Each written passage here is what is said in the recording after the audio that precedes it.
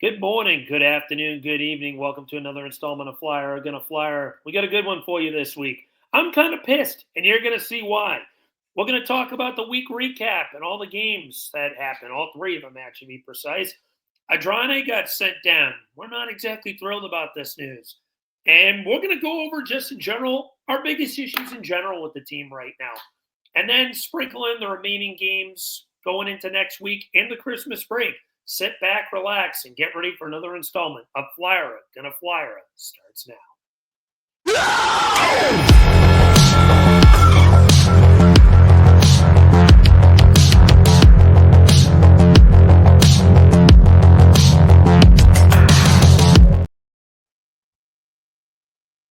Hey everybody, how y'all doing today? Welcome to Flyer Gonna Flyer. We got another good one for you today. No Jamey this week. He is currently out with his family. I hope he's having a good time for Christmas. But me and Eric got you this week. And Eric, how you doing this week? Speaking of which, I'm doing great. Had a little sauna skate this morning with my son, and so I'm ready to go. oh, that's cool. Well, where'd you guys end up going? Well, it's his league team. For Christmas, they do like a sauna skate, so it's cool. Like they put like the lights down. They got like some like color lights going. Santa's on the ice, and you just skate around. It's a lot of fun. Do they have a little contest? Whoever body checks Santa the hardest gets a little $50 gift card.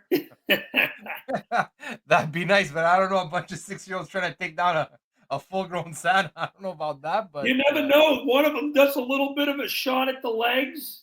I just take out Down goes Santa. you Be know what? like down goes Frazier suddenly. They're You got about knee you height, fifty so maybe dollars just richer. know, take out the knees. Let's Yeah, go. hey, listen, Matt Rempe has no issue taking out the knees. So I No. mean, why not the kids? Or the head or the back or the chest. So Yeah, no kidding. You want to talk about a dirty hit? What he landed in that game against the Stars. Ooh, oh, I that don't was know how much longer this kid can be in the league. 22 games, and this is going to be his fourth suspension. Yeah, you might that might be it for him. But Yeah, I just want to say he looks like he just tries to hurt people. mm, yeah, he's kind of like the new Sean Avery, Matt Cook, Yeah, except maybe even worse. It's time for him yeah, to go. because he's bigger. Sean Avery was not. I was like half his size. Yeah, that's also very true. Sean Avery was a pencil compared to him. I But just, he just has to learn like how 'cause for his size. You just gotta learn how to throw like a legal hit because I understand like because he's so tall, it must be like a little harder. But like, bro, don't fucking lead with your fucking forearm, man. Like, that's what I was literally about to say. Not only did he get the player and the numbers, he got him with the elbow in the back of the yeah, head too. That's a double whammy. Like, like just what are straight you doing? forearm. Like, come on, you can't do that. Anyway, I'd say use your head, but yeah. I don't know at this point. Like he at this, I tried defending the guy when he had his first suspension. Like, all right, kid's young, he's in the league, he's a little excited, he makes mistakes. I say give him a chance to correct himself. He did. He got worse. Yeah, Now at this point, yeah, the league would be better without you. pretty much. Yeah, but anyway, let's get into this week's topics. Not to get too far off topic from where we were supposed to go. Flyers had three games this week. Eric, you were right with your prediction last week, 1-2. Mhm. Um, I unfortunately had them at 2-1, and it was not quite that. Let's start this one off. Eric, why don't you lead us into that first game they had? What was your take on it? Yeah, well, you know what? Like, yeah, I got it right. I said 1 for 2, but like the one win I gave them was against Detroit, and they clearly did not win that game.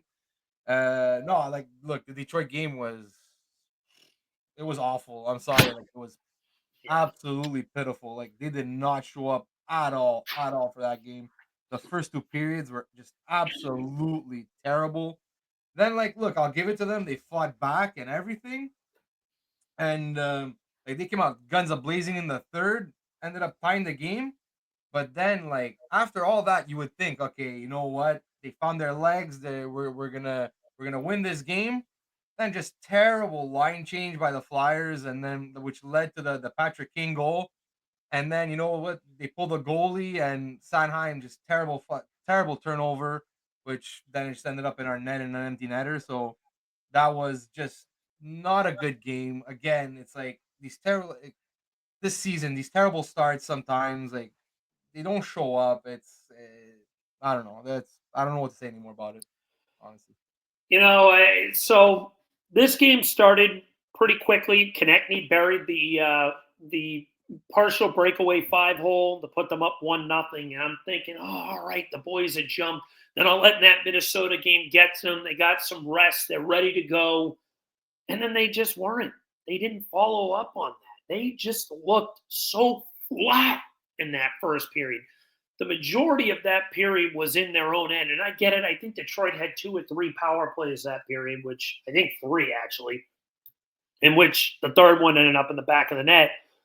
But even before that, in the 5-on-5 play, it just felt like a lesser team, one of the few lesser teams in you. The Detroit Red Wings was just controlling pace and play. Like they had a consistent forecheck. The Flyers couldn't get the puck out of their own end. When they had opportunities, they would gap the puck up. It was painful to watch. It just didn't feel like they had any structure. Detroit tied it at 1 to bring it to the second.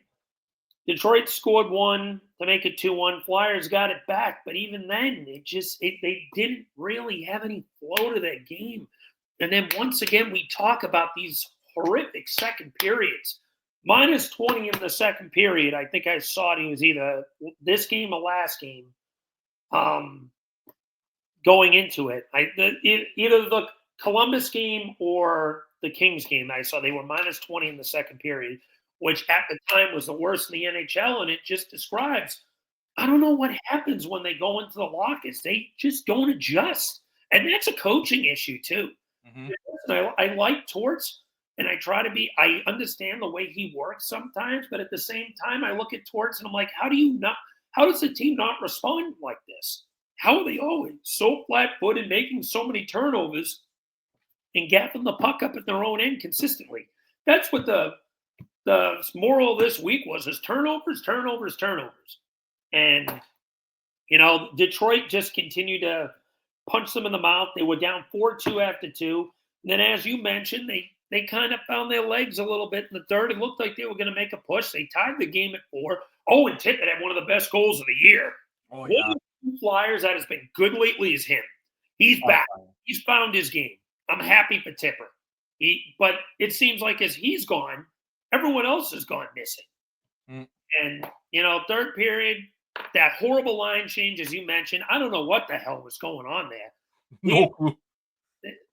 Leaf came the entire left side of the ice, beats Urs on a shot that I look at and I was like, Sammy, you got to give us a save. He's not free of criticism either.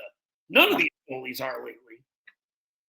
And then that was it. Sanheim gapped one up on the empty net opportunity.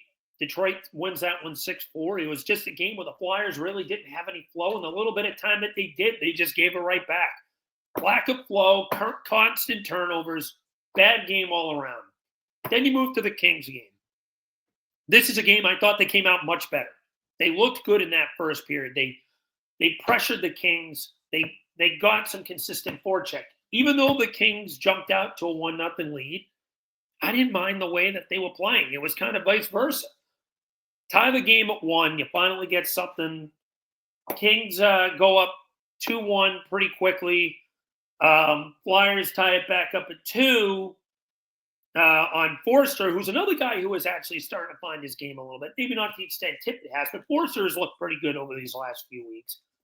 Then he got back-to-back goals that period.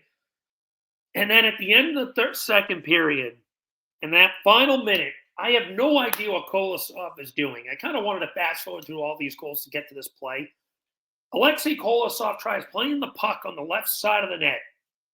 And I have no idea why he's trying to do that. I don't know if he's trying to poke it, if he's trying to jump on it, what he was doing. He misplays it so bad.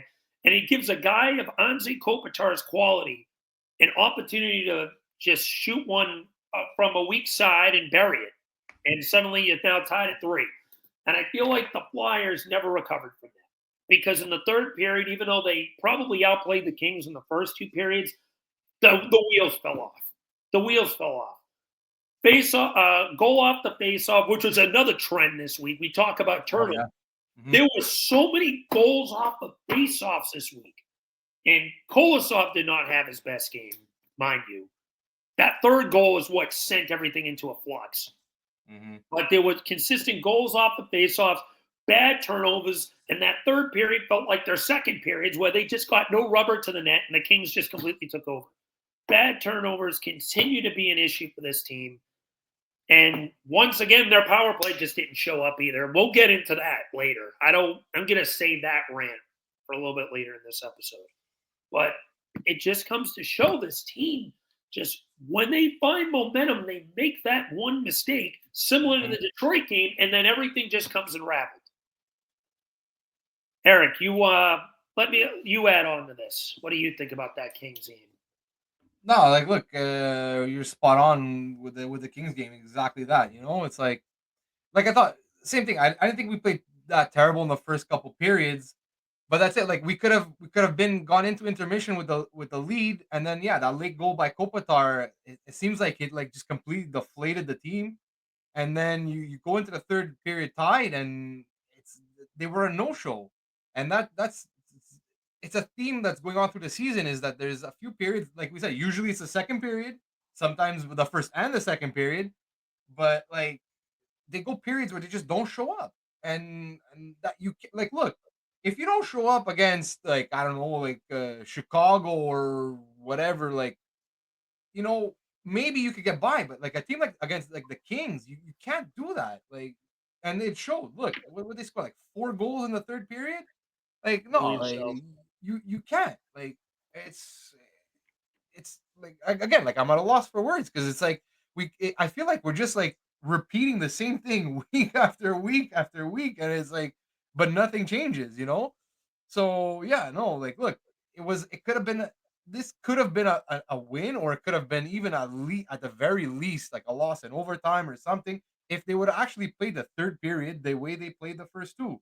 And like, look, like you said, also goaltending has really started to become an issue. Like I'm a big Urson supporter, but like since he's been back, he's been a little bit off. Look, Kolosov is young, so you got to take the good with the bad until he figures his shit out. Yeah. So yeah, so that's really hasn't been helping. So yeah, no, we gotta clean this shit up. That's pretty much it. When your best goaltender for the year, save percentage wise, is .881, you're not going to go far with that. No, Never mind win many games. You're going to be a bottom feeder with that, unless if you're putting up 4 to 5 goals a game. And this whole week was just about that, where they have not been able to keep the puck out of their own end. Dating back to the Minnesota game last week, they allowed, I think, 5 in that one. Mind you, one was an empty netter. They allowed 6 in the Detroit game. Again, one was an empty netter. 7 in the Kings game. One was an empty netter. And now we lead to the Columbus game. This game was, I don't even know how to put it. I felt like they did have probably a little bit more time of possession compared to Columbus in this. But they were it felt like the Detroit game in terms of making consistent, costly turnovers that put you in bad spots. The first goal, Jamey Drysdale just completely gaffs the puck up in his own end. I watched that, excuse me, and it suddenly looked like a fire drill in front of Urson. And that one, I don't give him too much shit. It was a complete fire drill. He made the original save. Then the play goes around the net. He gets beat off of a misjudgment. But this never happens if Jamey Drysdale can just clear the puck cleanly. He didn't. 1-0 Columbus after 1. Second period, Urson pulls a Drysdale.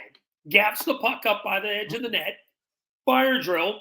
Puck's in the back of the net.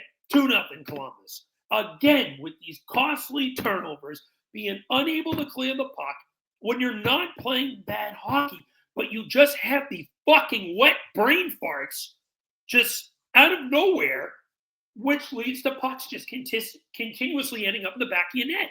And you can't have this happen consistently if you expect to be a good hockey team. It's undisciplined hockey. This is hockey 101 when it comes to clearing the puck. It's like you're just getting – it's not even bad forecheck. it's just making dumb plays. And so it's 2-0 after 2 now. And I don't know what Torch said in that locker room, but a switch got flipped. This team came out guns a-blazing in the third, and they finally got something to show for it. Mind you, it wasn't on the power play. That'll never fucking happen. But again, I'll save that rant for later. Third period comes along. They finally get one. Tippett continues to be the current best flyer on this team over the last few weeks. Goes coast left to right, and then an absolutely beautiful cross-ice pass to Morgan Frost, who has a shot me, you, and Rick could have put in the back of the net. Wide open. 2-1. Bang. Just like that. They let the energy of that transpired over to the fans, transpired over to the team. They suddenly have the forecheck down their throat. Not even 2 minutes later, Kate's Berry's won. I thought Mitchkov got a point on this one, but besides the point, I guess Forster redirected it. Bang, 2-2, just like that. And then, what do you know? The other way, another turnover, another puck in the back of the net. I don't even remember who made this turnover, but it was another field clear. Columbus jumps out 3-2. At least I believe it was a turnover. Flyers do answer back again, tied at 3. This is probably one of the most exciting period of the year. Then we go back to another trend that's been happening this week. Goal off of a lost faceoff.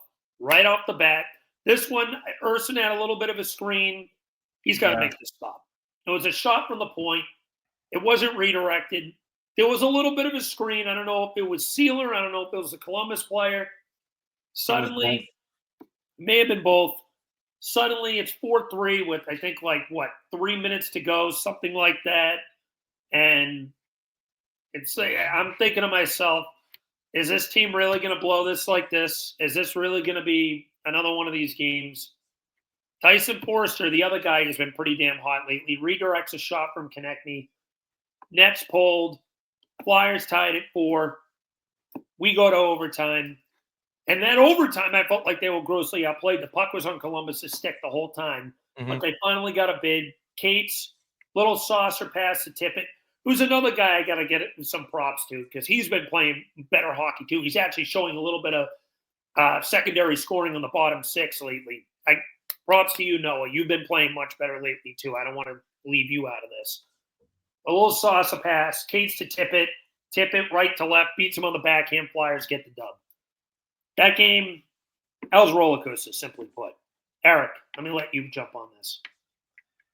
Yeah, I know.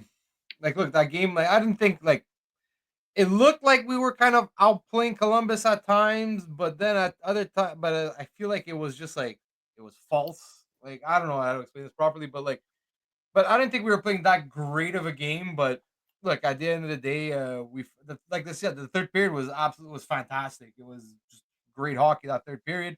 And I feel like Owen Tippett said, okay, no, you know what, guys, this is unacceptable. I'm putting this team on my back. And that's honestly, it's pretty much what he did.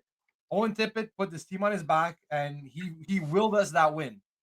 And like you said, we finally we tie it up, they take the lead. We tie it up, they take the lead. And it's that's another issue that we've had, and I've talked this before on the pod, is closing out games. And that's an issue, and that's continuing to be an issue, even though we technically didn't have a lead this game, but we just keep on giving up every time we tie, give up the lead, give up the lead. And but yeah, no, that was a great game by Owen Tippett. I thought, like I said, put this one on his back, and he said, "Let's go, guys! He's winning this one for us." So, and look, he ended up getting the game winner, and we should not be struggling against Columbus the way we struggled against Columbus, but it goes to show, listen, we're not there yet.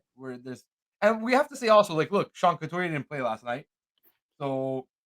I think his wife's in labor, if I remember correctly. I got nervous when I heard that it was personal reasons. I'm glad everything's okay. And congrats to Coots if you have had the kid. Yeah, because I think at first I'd seen on Twitter somebody put injury related or something like that. And I'm like, oh shit, what happened? Did he get hurt at practice or what?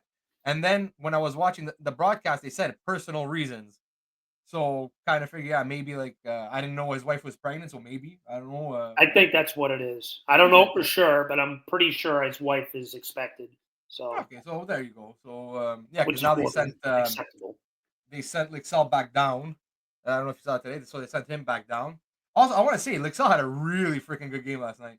Like he was all over the place, and too bad that that goal he scored got taken away for an offside. Hmm. But or else, I'm really impressed by Lixell last night. He was good. He was good. He's been playing good down with the Phantoms Mhm. lately.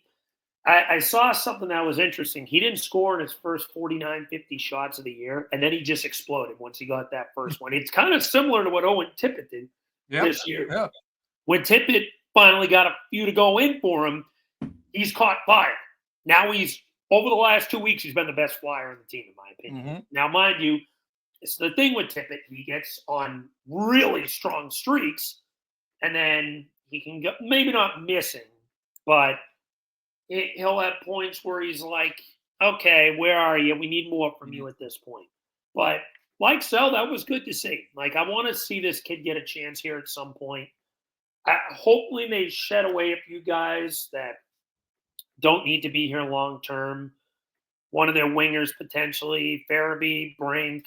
Yeah, I know I've hyped up Brink in the past, but I still would be open to moving him. One of Paling or whatnot. Who knows? A guy like Sell, I think deserves an opportunity, and I think Hmm. he played well last night, and I think he's definitely going to be looked at in the future, where the team says, "Listen, someone goes down, be ready. Your ass is coming. Just be ready. At any given point, you're going to be up and ready to go." And right now, this team's relatively healthy. Knock on wood. Hmm. So I don't know when that opportunity will come. Could come at any point. But yeah, good on him. I'm glad he had a good game, even though that goal got taken away from him. He looked like he was energetic. He had 2 or 3 really good bids in this game, not just the goal that got called back. But yeah, anything you want to add, Eric, before we move on? No, I'm done with this week here. Yeah, I am too. You were unfortunately right about the 1-2 pick. It wasn't the games we had right. In fact, I said 2-1, but I think I had them flip flopped. I think I had them losing to Columbus, beating Detroit and the Kings. I might be wrong, I think but so. I thought that's what it is. I'd have to look back on the episode. But anyway, moving on. So there was a move that happened this week that a lot of us were upset about. One of the things we have been raving about over the last few weeks is how much of an improvement we've seen from Emil Adrane. He stepped in when a lot of these defensemen came up. He's played well. He's had some bad games, and you can even argue ever since he got a little dinged up in that first Columbus game, he hasn't quite been what he Mhm. was at first. But I still think he deserved to be here. Well, Torts and the upper management did not, because going after Friday's game against the Kings, he was sent down, and that's it. He's now back with the Phantoms, and I gotta say, I'm not happy about this. Eric, I'm gonna let you start this because I'm gonna need a little bit of time to catch my bearings before I go on my first rant. Eric, what's your reaction on this? Look, I can't deny though that like the last couple games he's been struggling a little bit, but even that said, like who hasn't on the Flyers defense these past couple weeks? Because like honestly, like look, even Sanheim, who I think has been incredible all year, like he's made a couple mistakes himself too. And like look, York since he came back from his injury has not looked good at all. Like I don't know what's going on there. I don't know if he's still hurt, came back too soon, but he's been struggling. Um, I think Drysdale and Risto, I think I've been okay. Drysdale was like look, he's still developing, so like you gotta take the good with the bad with him too. Mhm. Risto, I think, has been probably the most consistent defenseman we've had all season. He's just solid. And look, Sealer too. Sealer's has ups and downs. And look, unfortunately, I guess because Andre's the only one who's actually waiver exempt, so they could just send him down and like because look, uh, not like you said also like since he got that he took that hit in the Columbus game, like he has not been the same since then. So I don't know if he actually is fighting something or I don't know if maybe like with time the games have just become a little too much for him. So maybe he does need that time to like find his game back. But like no, but like, I can't say that he hasn't been one of the best 6 on the team. Like even the way even the last couple games that he played, like yeah, he made a couple mistakes, but like he's done other positive things. So look, it sucks that he went down. Like because look, even the Flyers turnaround this season really started when he came up. So he really solidified the first two pairs. And so it really sucks to see that all the good that he's done, and now he gets demoted. And like, look, is it for good reason? We'll see. I guess. Like, maybe he spends a couple weeks in the AHL, and then he comes back up, and like maybe this will just be like a little blip, you know. But like I said, personally, I'm not a fan. Like a little thought I had is like maybe because of this three goalie situation, is did they maybe have to send somebody down because of like maybe with roster spots and everything? I'm like, and are they maybe like trying to hide it as some kind of like all because I saw like a quote like Tortorella basically saying I was trying to find the tweet. I should have saved it, but I forgot. But basically Tortorella saying something like oh like he's been good, but like there's things in his game that that we find are slipping, so we want to send them down to work on those things. If that's true, fine, okay, whatever. Like, have him play with the Phantoms, try and work on his game or whatever. But I'm trying to think: is that just an excuse to like because they don't want to waive a goalie? Because look, right now Fedotov is not playing, so he's just sticking around. I don't know. Anyway, I just it's weird to me because I think he's played well enough to stay here. So is it really just a numbers game that they're disguising as oh no, he needs to work on things? When like look, like I said, York hasn't been great. Sanheim has made a couple mistakes himself. So to say like that he's been like the worst, Andre's been like the worst defenseman on this team for the past few games. That's no, like I'm sorry, but like no. At worst, like let's say even if he's been like if you want to limit his minutes, fine, put him on the third pair. You know, Drysdale and Sealer have been playing pretty decent, so make them your second pair and put him on the third pair with whoever, Johnson or Zamula or even Zamula. Like, look, Zamula's come back in. He's made some good plays, but he's made some terrible plays as well. So, like to say that Zamula's played better than Andre, no, I'm sorry, but like no. And so that's why it's like so they're not gonna waive Zamula because I think they fear that they're gonna lose him if they waive him.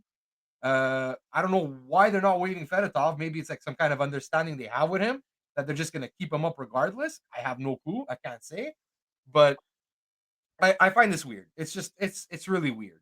That's it's weird. Where do I Oh, start? Cook. Before you rant, can I just say something? Go right ahead. It sounds to me like he's had waiver exemption. They had no choice. That's my opinion. But go ahead. Adrane is, I believe, waiver exempt at this Yeah, he's moment. waiver exempt. So that's to me, that's what it sounds like. But I want to hear your rant. All right. So here's where I go. One of the arguments I heard for dropping him down, and this is, I respect the opinion. My buddy Frank, I love him on Twitter, great follow. Wasn't playing. Do you want to really keep him up if he's only playing third pairing minutes? Is my argument. He shouldn't be playing third pairing minutes because there's been guys on this team that have been garbage. Well, not garbage, but worse than him for sure. Actually, no, there have been guys in garbage. His name's Igor Zamula.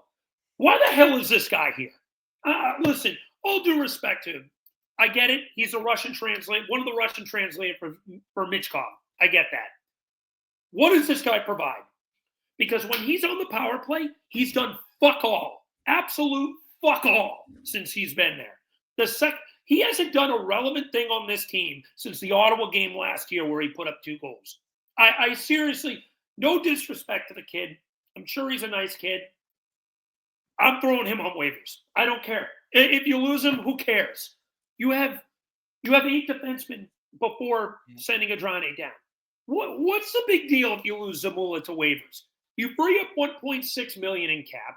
You've got guys like Emil Adrane anyway, Hunter McDonald, Oliver Bonk. You have plenty of guys that are coming up soon anyway. Who cares if you lose him to waivers? You're going to free up cap anyway.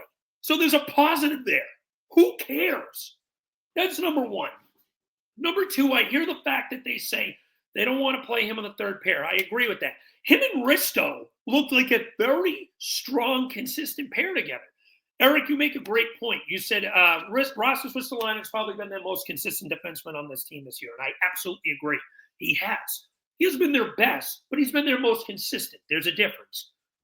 why not play him with a guy like that, who he has played with already this year to begin with, and just gain that consistency and flow?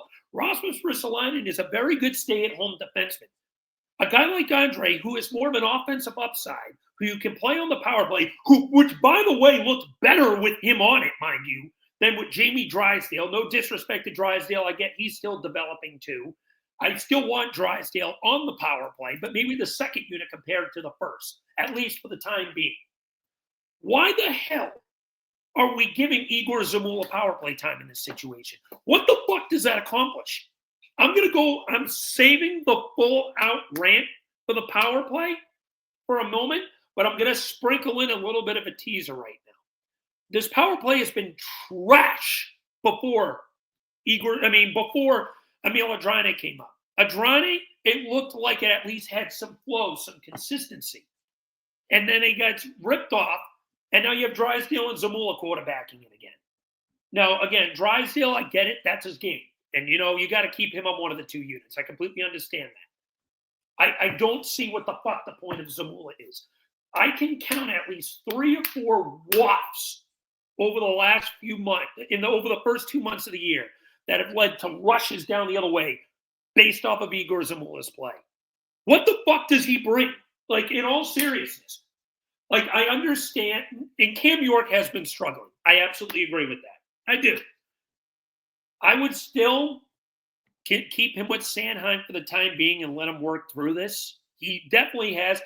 Torts gave him the healthy scratch. He had that horrible turnover in that Detroit game that led to that second goal.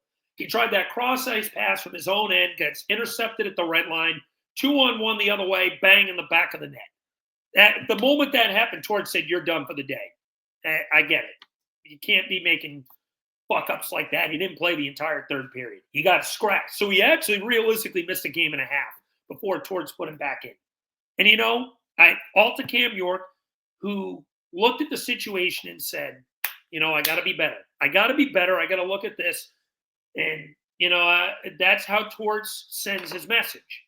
And, I thought Cam York was better last night. Not Cam York that we know, but better than what he has been over the last few weeks, at least in retrospect. But as you mentioned, he's been struggling. Sanheim's made a few mistakes. Risto's been pretty consistent, so he's kind of free from blame. Sealer, I think he's playing through something. We had our buddy Isaiah on the pod a few weeks ago. He mentioned that to me off camera, that he thinks he's playing through something. Ever since he mentioned that, I've been watching. I think he is dealing with a little bit of injury. Not surprised at how many shots this guy blocks. But you look at the situation, and Emil Adrane deserves better, because he has been probably, in my opinion, he's been their second best defenseman over the last since he's been up. He's had some wafts since he got banged up in that first Columbus game. I agree with that. But as a whole, I still think he's been the second best overall defenseman behind Sanheim. Maybe third at the worst behind Risto. The fact that he got sent down just baffles me. Because a guy like that shows that no matter what you do, if you're playing that well, they're going with the pecking order. They're going to go with a guy like Zamula, who doesn't fucking deserve this, who's done nothing but been an anchor for this blue line since he's been here in general.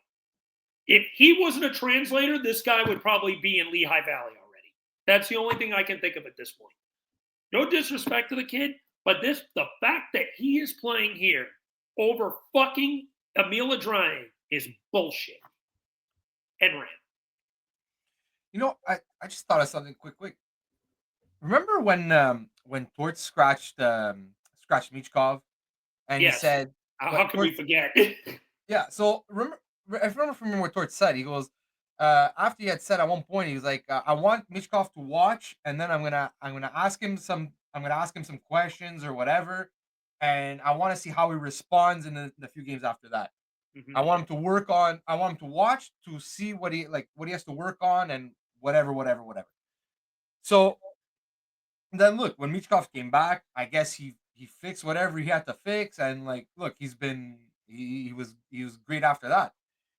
I wonder, because when they scratched Andre a few games back, and I think it was 3 games ago they scratched him, did maybe Torts, when he came back, did maybe Torts see that whatever he was supposed to work on and whatever he wanted him to fix, that he just didn't do it, or he was just making, not what it could be, I don't know. Because look, like I said, like I don't think he's played that bad. There was that one, if I'm not I'm trying to remember. I think it was the Kings game. On one of the goals, he got caught like kind of flat-footed, like he wasn't sure if he had to go left or right, and just stayed still. And then the player went like around him, and then we ended up Yeah. scoring. They ended up scoring. I don't know. It was just a thought I had. Maybe there's something that Torts asked him to do or to fix, to watch for while he was scratched, and maybe didn't address it. That's You make an interesting point there. There was a Torch quote about this that I found very interesting as well that kind of made me go into my rant a little bit with this as well. So this is from Charlie O'Connor. He said this back on the 21st. Yeah, the morning of the 21st, day after he got sent down. Tortorella on the decision to demote Emil Adrane, and I quote, "It's a no-brainer. It's gotten too rich for him. Easy part of the process. He gets a little bit up here, plays really well, starts falling off. We are not going to keep putting a kid in a spot when we're hurting him." Okay, fair. Torts on Adrane. It started really well, but when you watch and the adrenaline wears off, things started to get caught up. All the conversations were on Emil, was what is best for him. So I take him out because I thought it was just a bit of a struggle for him. Then he goes on to say this. This one isn't a quote, but he did actually say this, so I don't know what it was word for word. But he said he was planning on doing this for weeks with Adrane. So which is it? Because that sounds contradicting to me. You tell me that you're going to send this kid down regardless, but then you also say it's too much for him right now. So that tells me even if he played up to the level of expectations that you were expecting, you were going to send him down regardless. So which is it? I just feel like those two quotes don't interact with each other. They just feel like they contradict one another. It just makes me think like this kid was going to be sent down regardless, despite how well he's played as a whole. And as we both have mentioned already, he struggled after that first Columbus game. I think he is dealing with a little something. Why not just say that and just say, listen, or at least not even say the first quote, the second part of what I just said in general, or just say, listen, he's dinged up, he's battling it a little bit.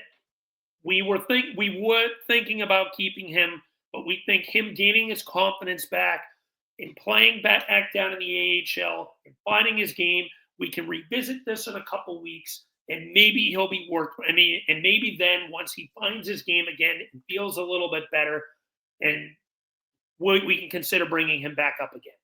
I could at least look at that and say, you know what? At least I look at this situation and say, he's dealing with injury.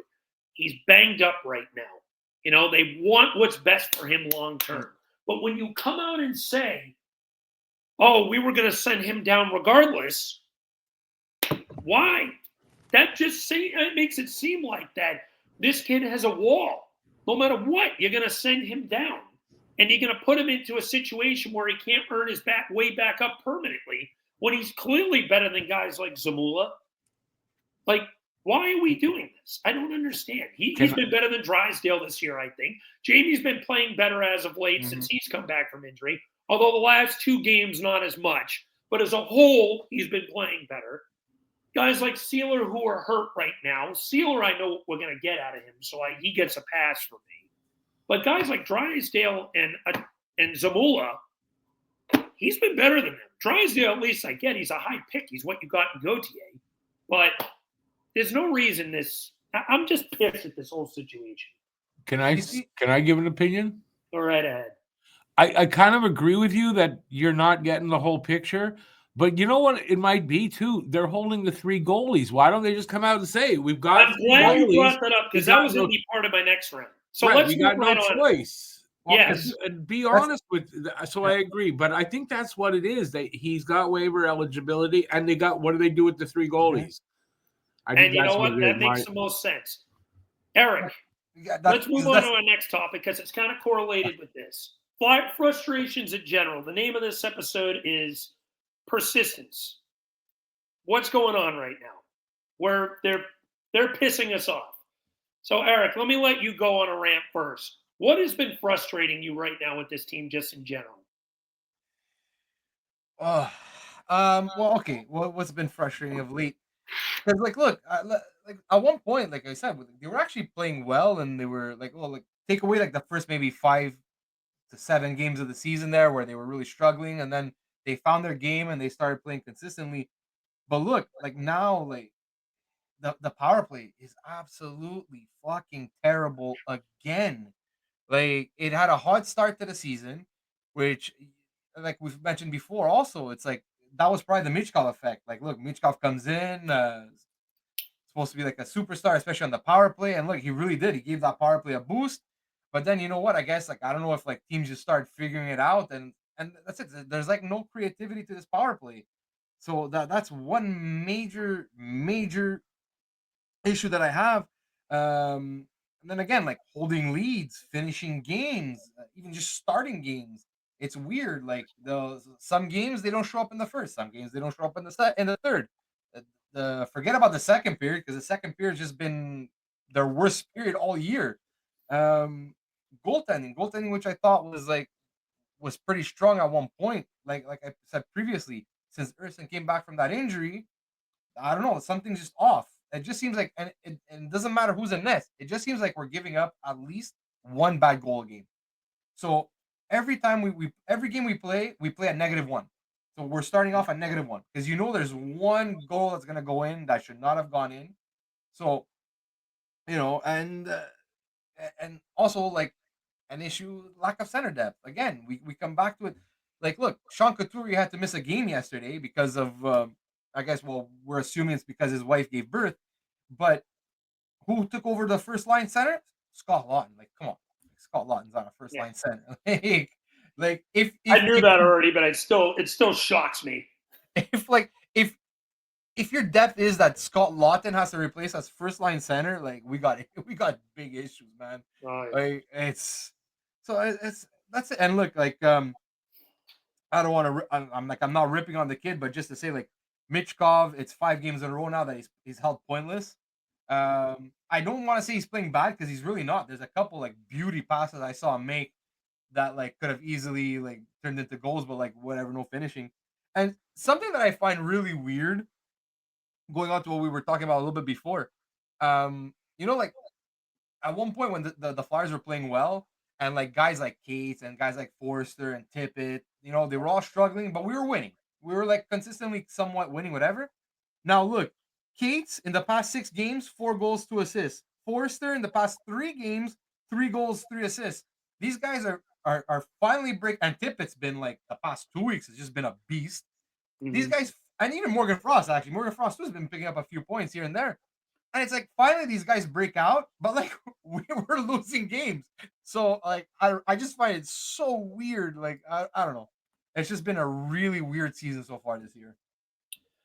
So here's I got three major issues here right now. I'm going to go from least issue to biggest issue. Number three issue is the penalty kill. And this one isn't as bad. Actually, I'm going to go kind of mix the second issue as well, but the third issue is mainly the penalty kill. I feel like this penalty kill hasn't been nearly as good as last year. It's still respectable, but I looked at what Brad Shaw did with this team last year, and they were so aggressive. They were so good at forcing teams to make mistakes and just clearing the puck and leading to 2-on-1 rushes and 3-on-2 rushes the other way. And I looked at it and said, this is a threat. Like, I feel comfortable on the kill. Like, we're going to find a way to kill this off 90% of the time or 85% of the time, whatever that kill was. This year, I feel like they're so more conservative. They're not nearly as aggressive as they were last year. They aren't taking the chances and forcing teams to make quick decisions like they were last year. Teams are able to enter the zone and do whatever they want. They're not blocking shots the way they were before. Like I said, this one's a minor one. I have two major ones, but this one, I feel like the PK needs to have a little bit of blame here. Like earlier in the year, I think through that first month of the season, I believe their PK was like third, maybe second or third in the league. They were They top were five up at one there. point. They looked like they were leaving off from last year with the kill. Now they're down to 15th. They dropped. It's still not bad, but over the last month, if you've dropped from second to 15, your PK is probably under 75%. And if you're going at that pace, that will eventually become a problem. So my issue there is this team needs to be more aggressive on the kill and find ways to make teams to force turnovers and maybe get some chances shorthanded. I want to see the kill that they had last year where they were finding ways to make these teams make mistakes on the power play. Now for the two big ones. Why the fuck do we still have 3 goalies? Listen, this is what has led Emil Adrane to get pretty much sent down. Why the fuck does this organization feel the need to carry 3 goalies if we're only going to play 2 of them? I like Kolosov. I do. And I still believe the best decision would have been to send him down and get full year of development in the AHL. I understand that Torts has said, this is what we see in the kid. This is what we want to do. I kind of look back. This kind of reminds me a little bit, maybe not as much because he's older, but a little bit of how they brought Carter Hart up. They brought Carter Hart up right after they fired Dave Haxtell. Goodbye, I hate you, Haxtell. Just a reason to say that because fuck him. But right after Dave Haxtell got fired, they called him up. And I think he was only, maybe 20 at the time? 19, 20. He was very young. And he wasn't playing all that great in the AHL at the time either. But they brought him up for that Detroit. I think they played against Detroit. They got the win. And it was really cool to see. But at the same time, you looked at it and it's like, are they doing this too early? This team's a complete mess right now. They got a coach that's not even going to be here next year. And I think Mike Yeo took over just as the intern for the rest of the year before they brought in Tortorella. Actually, that was Alain Vigneault came in next. I'm sorry. That before Alain Vigneault came in. And then Tortorella came in after AV. But then 2 years later, Hart looked pretty good in 1920, where he was the best goalie at home in the league, it felt like. But he had his struggles on the road. And he was the only reason why the Flyers won a series in 1920. Fast forward to 21, he was a mess. Complete mess. It was maybe the worst year I've seen from a goalie in my life as a Flyers fan. They get like an 867 save percentage. It was horrible. Can I say something? Yes, Mr. Rick, go ahead. If he was playing in 1920, he's fucking old. Did I say that? 3 times. Just wanted to point that out. Okay. The 1920 season. The 1920 season is my bad. Maybe I should have clarified that. Yeah, my bad. 2020 season. But anyway, 2021 season comes along, 867 save percentage, something around there. He was horrible. He wasn't reading shots. He was in his own head. Carter Hart was always a bit of a head case. And then he never kind of found the base of that 1920 season again. He was obviously better, but he wasn't what he was during that 1 year. And it made me think back, did they rush his development? Should they have kept him in the AHL to work his craft, build some confidence to make, and then bring him up, not when they just thought he was ready, but when the team was ready to have a real number 1 goalie. And he never felt like lived up to what we thought he was going to be. And I think a big part of that has to be development. Now I look at this with Kolosov now. Am I saying it's the same exact situation? No. I think Kolosov's 22, I believe. So he's a bit older. He's played in the KHL, so he's got some pro experience. But at the same time, is this the team you want to throw him in front of right now? Is this the team you want him to develop? Why not? Why didn't you send him down? No matter how well, that's a guy I think you make that call with no matter how he's playing, because goalies are a little different. You let them develop properly and get the opportunity to grow and give them the opportunity to build confidence and build their game. They grow and develop at a later rate than forwards do, and maybe even defensemen, because defensemen are later than forwards as well. But I'm not expecting a goalie to be near his prime until about 28, 25 usually, 25, 26. maybe 26, 27, we'll say. But anyway, why rush this kid into this situation? Give him the full opportunity to play 65% of the games in the AHL against weaker competition, build his craft, build his confidence, make him work on some of the things that he struggles with. Then in 2026, 25, 26, when maybe you can move Fedotov, build up some trade value for the guy, you move him, you get something back for him, then you have the spot for Kolosov to be here and be here long term and maybe even challenge Urson for that number one goalie spot. Instead, you have him here, and I look at the situation, and it's just, I feel like he's just been thrown into a tire fire as well. You look at his numbers right now, he's got an 878 save percentage. That's not good. This should be a guy that should be down there playing 65% of the games in the AHL so he can work on his craft. Why throw this kid into a fire? Because now it ends up having a ripple effect on a kid like Adrane who shouldn't be sent down, but since you're holding three goalies and letting one rot on the bench, now you have to. I don't understand that. Eric, do you have anything to add before I go on to my final point? I actually do, because basically I feel like the way they're handling the goalie situation right now is like the Flyers say they want to rebuild, but then at the same time you're like, Tortorella's like, no, but we want to win. We got to keep the goalies that give us the best chance to win. Well, right now that's pretty much counterproductive to what the plan is supposed to be. Because look, if you're planning to rebuild, then Kolosov should be in the minors, playing the majority of the games and starting for the Phantoms, and so you could develop him and have Fedotov here as the backup. Who cares if we? Oh, but he doesn't. Fedotov doesn't give us the best chance to win. Who cares? You're rebuilding. You need first of all, you're gonna need a higher draft pick. So okay, so let's see if Urson plays 3 games, Fedotov plays 1. If that's a guaranteed loss every 3-4 games, fine. Who cares at this point? Who cares? We need a high draft pick anyway. We need to a center is super hard to find on the trade market, at least a valuable high-end center. So you're gonna have to draft one.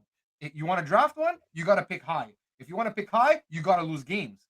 And I'm not saying, like, look, they didn't want to do the tank, they didn't want to strip it down and create a bad culture. That's fine. But there's other ways to lose games, be competitive but still lose. And one of those ways is bad goaltending. I'm sorry, you have one bad performance in goal every 4 games. Again, who cares?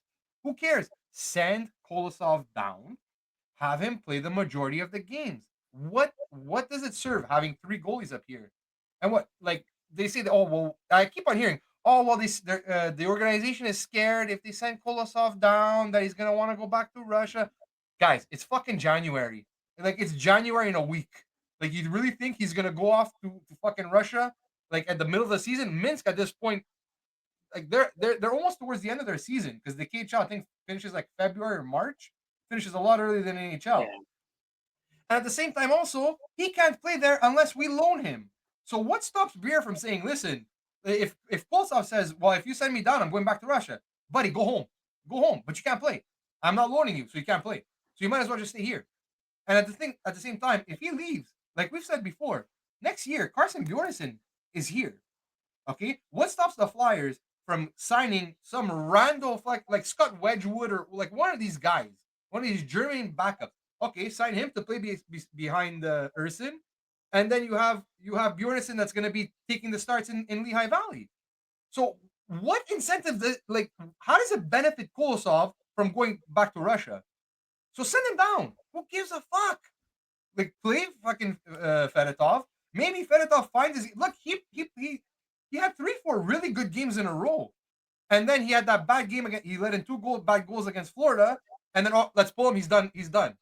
Like, I'm just gonna read you quick, like a tweet that Charlie O'Connor also put out, and because he had asked Tortorella about the goalies. Okay, so this is what Charlie wrote. Also asked Tortorella today if there was any thought of giving Ivan Fedotov another shot in the near future due to the recent struggles of Urson and Kolosov. Nope, even though he agreed to go, the goalies have struggled. And then he quotes, "No, this is what we're staying with. It's a decision we made." So what's the point? So he's basically saying Fedotov's not getting in another game. So why do you have him here then? Like, why is he picking up a roster spot? Yep. It makes no sense. It's contradicting. It's contradicting at the end of the day. You have, because I don't even think Fedotov was playing all that bad. They yanked him after that game against Florida in the first period because he let up 2 goals. Maybe one was a softie, and that was it. They sent him to friggin' goalie island. They sent him to Ryan Ellis Island. Now he's gone. Right. For those who don't know, who watch it, who are outside fans, Ryan Ellis Island is a little inside joke we have. He's sent to the abyss and will never be heard from again. No disrespect to Ryan Ellis. It's just a joke. But anyway, he got sent to Ellis Island. Like, he's gone. I don't understand the point of this. As you just mentioned, Eric, he's just wasting a spot here. Mm-hmm. Why? There's no point of that. And as I mentioned, it's a fucking ripple effect. Because now you're forced to send down a kid like fucking Emil Adrani who deserves to be playing. It's fucking bullshit. It makes no sense. And as you just read on that tweet, I actually did read that. I remember seeing that. And Tort says it's a decision we made. You can't go back on a decision and adjust on the fly. You've done it a million times before. Why can't you do it again and look at this and say, you know what? This kid might not be ready. We shouldn't be throwing him into the woodworks like this. This team is, at best, a second wild card team that will get fucking henny-dicked in 5 games. Who cares? Send him down. Let him develop. And as you just mentioned, great point. Carson Bjornstrom's coming next year. And not too long after that, Zabargin, who in my opinion is their best goalie prospect, who's better than any of these kids. He's coming probably in like 2 or 3 years. It's not like you don't have guys. It's not like Kolosov is handcuffing you. It's like, oh, no, you're our savior. We have to be. No, we have more. Zabargin, I think, is a much higher ceiling than Kolosov, personally. I think kid he's the number one of the future. I think, in my opinion, he's a top 5 goalie prospect in the league right now. But that's a completely different discussion for another day. I love that kid's game. He's dominated no matter where he's gone. But not to spend too much time on the goalies, I got one more thing to rant about, and it's something that we've talked about already, that we've given a couple hints. This fucking power play is I can't do okay. There has to be a blackmail that Rocky Thompson has on this organization, because that's the only way I can explain why he's still here. I'm going to read you some numbers that I wrote down before this podcast. In 2021-22, his first year here, the Flyers had a 12.6% power play, 32nd in the league, dead last. Shocking. 22-23, 15.6%, dead last in the league. Hey, it improved 3%. You're still last. 2023-24, by far the worst one. This may have been the worst power play in the NHL maybe the last 10 plus years. 12.2%. Dead last. Do you want me to tell you how bad it was last year, this power play? The next closest power play was over 3% higher than them. That's insane that your power play is this bad. And in this year, 15.6% again, same as 2 years ago, tied for 26th. In retrospect, you pretty much just hit what you were 2 years ago. It's not that much. Yeah, you're higher in the rankings, but that's because there's other really fucking shit power plays. This team has not had a power play over 16% since the 2021, since 2021.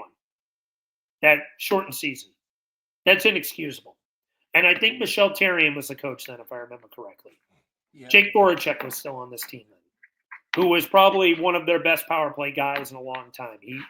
Unlike this group of cataclysmic fuck-ups, he could enter the zone and set things up. That was his specialty. And I saw a tweet by Dark by Design. This is a really interesting one that made me think. He said this to Charlie O'Connor in a response. Because Charlie O'Connor tweeted out, the Flyers power play looks absolutely horrid. Yeah, what a shock.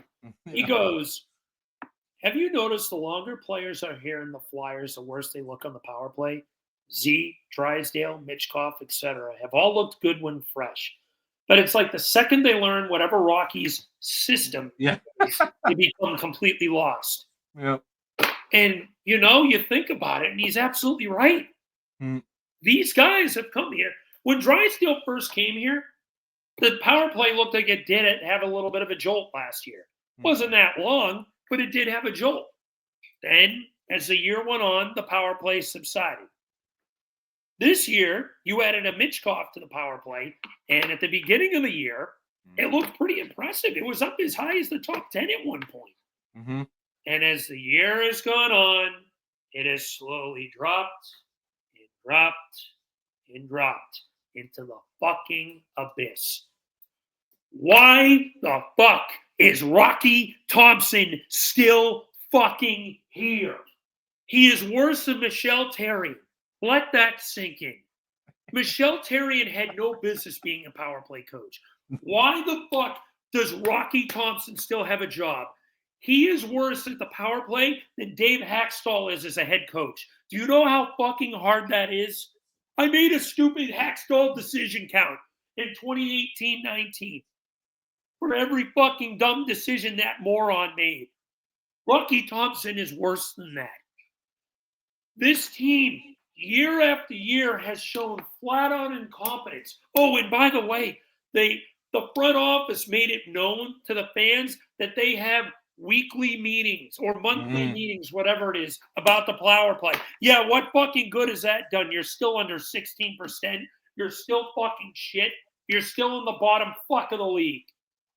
You know what? I wouldn't be surprised at the end at the bottom 3 again. Because they're trending that way. Yet again, you had a guy like Emil Adrane who gave the power play a little bit of a jolt. You sent him down, and it's fucking garbage again. I think they're 0 for the last 9 or 10 right now on the power play. What a shock. It's another one of those trends. Why the fuck is Rocky Thompson still here? What the fuck has this guy done to earn a fucking position to be here as long as he fucking has? I don't fucking understand. It is 2024-25. We are recording this on Sunday, December 22nd, 12:15 p.m. He's been here 4 fucking years, and this is the best the power play has been, and it's still fucking ass. What has he done? Does he have naked pictures of fucking Danny Briere's wife that he's willing to show the world? No disrespect to Danny. I take that comment back. But does he have blackmail in the organization just as a whole? What does he have over this team? Why is he still here? I don't fucking understand. How much fucking blind incompetence do you have to see from a unit where you keep seeing him trying to enter the fucking zone and then just have the puck fucking stolen and dump back down the ice? And you waste another 20 seconds, rinse, lather, and repeat. I swear, this power play spends more time just trying to enter the fucking zone than fucking being set up and trying to do something with it. It's fucking absurd at this point. Morgan Frost can't win a fucking face-off on the power play to save his fucking life, too. That's another issue. But that's an issue I can look past if you fucking get rid of Rocky Thompson. Because at least then I can maybe think this team might have some structure entering the fucking zone and structure getting shots on net. But no, they fucking decide to keep this cavalcade fuck up here year after year after year to show the same blind incompetence. What the fuck has this guy done to earn a fucking position here? To stay here as long as he does? If I fucking sucked at my job for 4 years, it would be a miracle if I had it. I'd be gone in 4 months. And he's been here this long. I don't understand. Why is he here? Eric, look, you're 100% right. And I think it was about a month ago or so. I don't remember. I had put out a tweet. With this exact thing. I'm like, especially at the beginning of the season, where like, look, Rocky Thompson is in charge of the forwards, and Rocky Thompson is in charge of the power play. At one point, I felt like all our forwards, well, most of them were all regressing, and the power play, you saw the slide again. And then I had put out a tweet saying basically, like, was the early success just like the Michkov bump, and now it's going back to normal? And like, why are all these? And then I was criticizing Rocky Thompson, and I was surprised. I actually got backlash from Flyers fans defending Rocky Thompson, and I was like, like, what are you people watching that like you could defend this guy? Like, it's not normal. It's really not like it's trending to be last again. That would be the fourth year in a row that our power play is last, and the third under Rocky Thompson. Like, come on, guys! Like, you got and like, I even just put out a tweet today. I'm like, well, what happened to the brain trust? Like, what happened? Like, these guys were supposed to get, like you said, they were supposed to get together and fix all this. Mm-hmm. And I really like that tweet that you read before, basically, because it's true. After you read it, I was thinking about it. I'm like, man, it's true. When Drysdale got here, it was the power play got hot, but then cooled off. And then Michkov gets here. The power play's hot, cools off. Zamula, they put him on the par. Hot, cools off.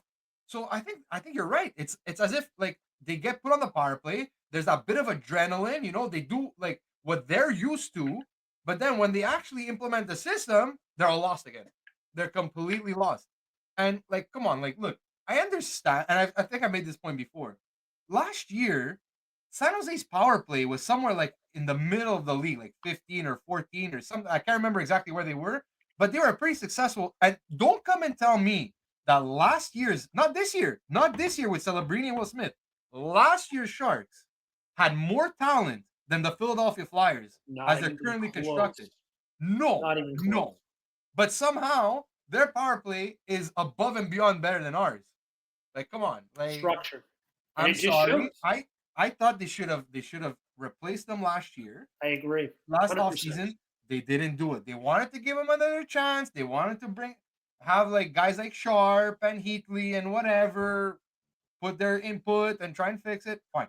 It's not working. If like I think it was Charlie O'Connor that said they're not gonna fire him mid-season. Fine. You don't want to fire him mid-season? Fine. Go. You are owned by Comcast. You have a fuck ton of money. Go get yourself wherever he may be. Go get yourself a specialist. Bring in a specialist now. Bring him in now to help Rocky Thompson with the power play. And then at the end of the year, you evaluate and then you see if you got to fire Rocky Thompson, you fire Rocky Thompson. Coaches get fired all the time. Yeah. He'll find another job. He'll land somewhere else. But I'm sorry, it's unacceptable. If we finish last again, you realize if we finish last again, we would be the only team to finish. We would be the only 32nd team to finish with like. There has never been a 32nd worst power play in the league other than the Flyers. Yeah. Yes, that's when the Kraken came in the league. No one else has ended 32nd in the power play except us. Ever. And we've done it three. This will be the third year in a row. The way it's trending, we're going to finish last again. Man, we're at 15.6, and the Islanders are 32nd at 12.1. That was our, like, what? We were in the 12% the last 2 years? 12-2 was our worst. Yeah. So, you know what? We could easily finish there. If not 32nd, well, at least 31st.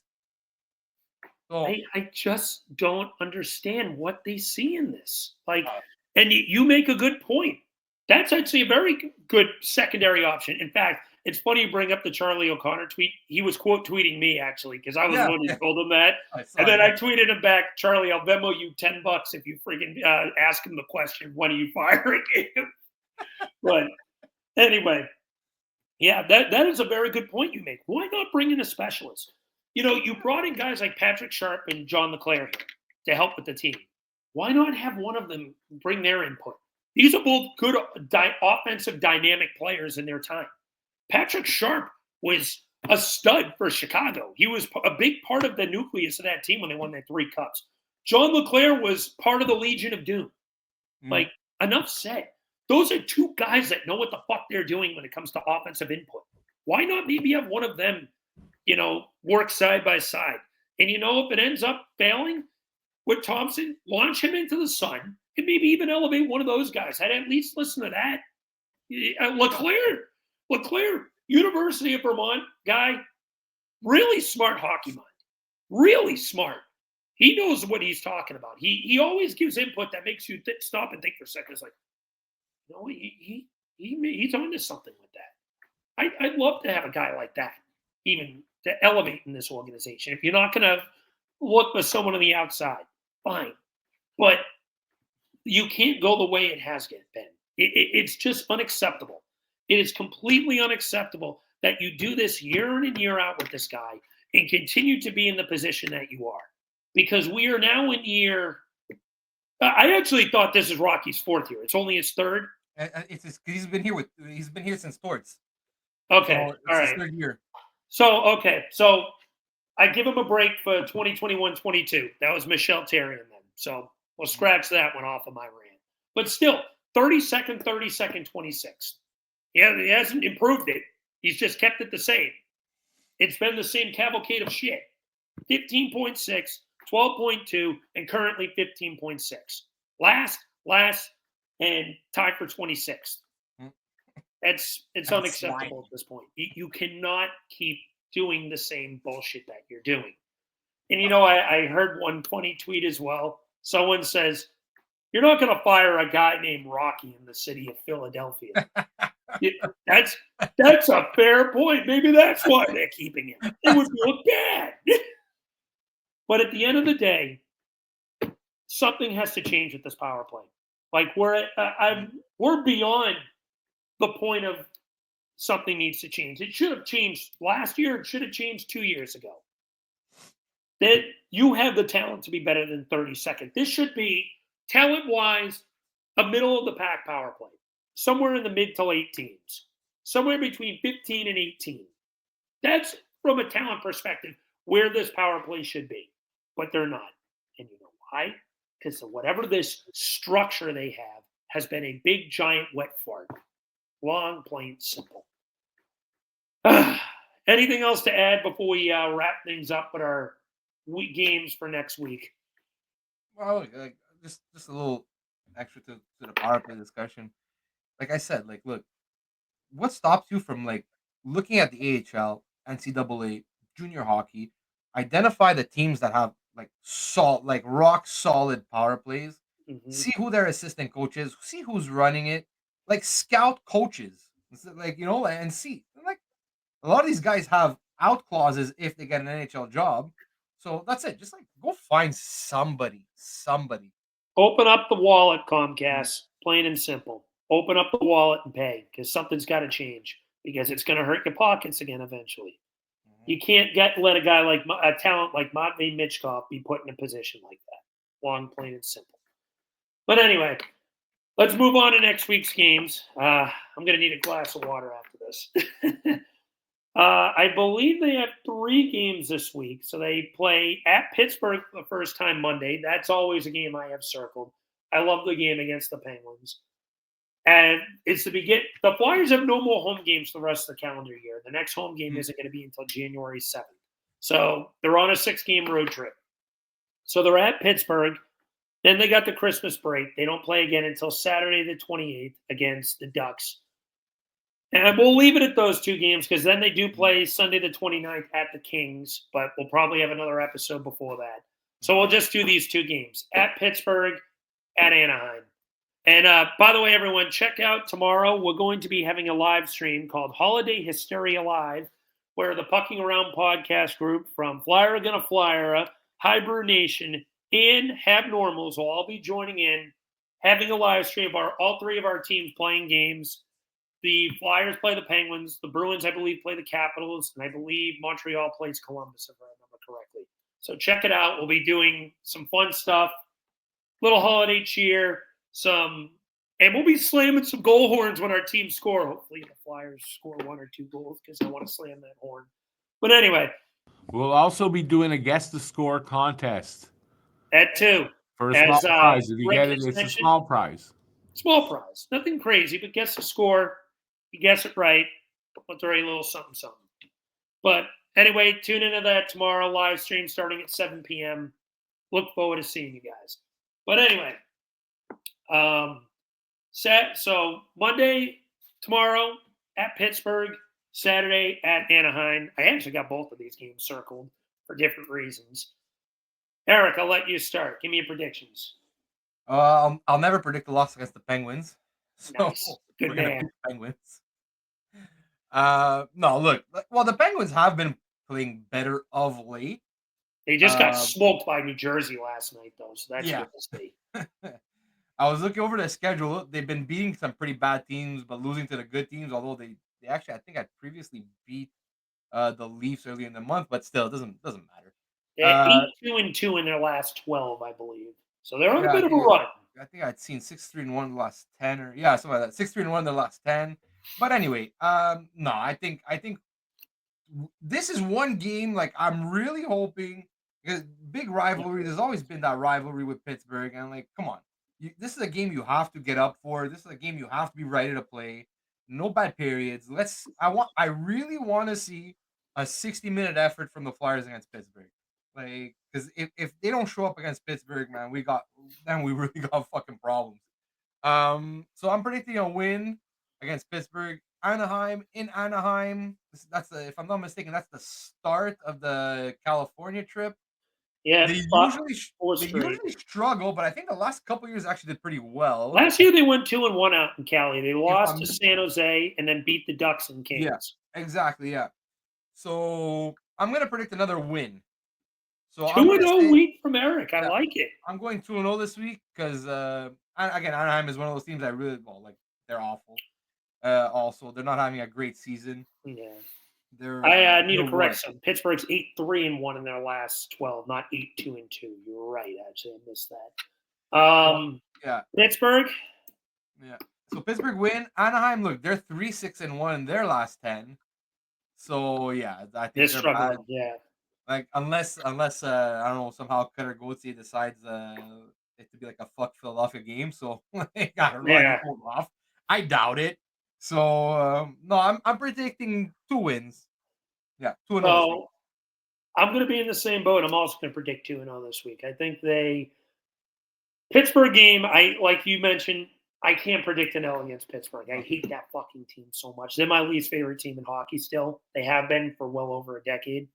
So whenever we play the Penguins, I always got that game circled. That the Flyers-Penguins rivalry, ever since 2012, has been so much bad blood to me. Now obviously it's not even close to what it used to be. The only players that are left from that are the big three in Pittsburgh and Sean Couturier. Everyone else was gone. But I think they beat Pittsburgh. I'm going to say 5-4. It's going to be a back and forth nail biter. I hope we get to play that horn a lot. I really don't want this to be a live stream. We don't play it once, and I want to throw my head through a wall, or we only play it once at the very beginning and don't get to play it again. And all I hear is the Bruins and friggin' Canadians go on the whole time as we sit there and get our ass kicked. Sorry, No, it can't happen. No. No, I think we win 5-4. I'm laughing because that was funny. I like that. And then the Ducks. I'm more excited for the January 11th game. But this is the first game against Cutter Gauthier since the trade. And you know both teams are going to have something. It's going to be a little tough to push them around because I have both Radko Gudas and Jacob Trouba in their blue line. So they're going to push back for sure. They'll defend their guys. I think we're going to see some fights. I'm predicting 3 fights in that game. Okay. And I'm going to go with another bold prediction. Nick Deslauriers is activated off of IR that game, and they put him in the lineup that game. I think one of their bottom 6 guys is a healthy scratch, maybe Paling or something like that, just to get a little more girth in the lineup. And there's going to be some fights. This is going to be one of those games that you remember of teams just beating the shit out of each other. As for the score, I'll say 4-2 Flyers.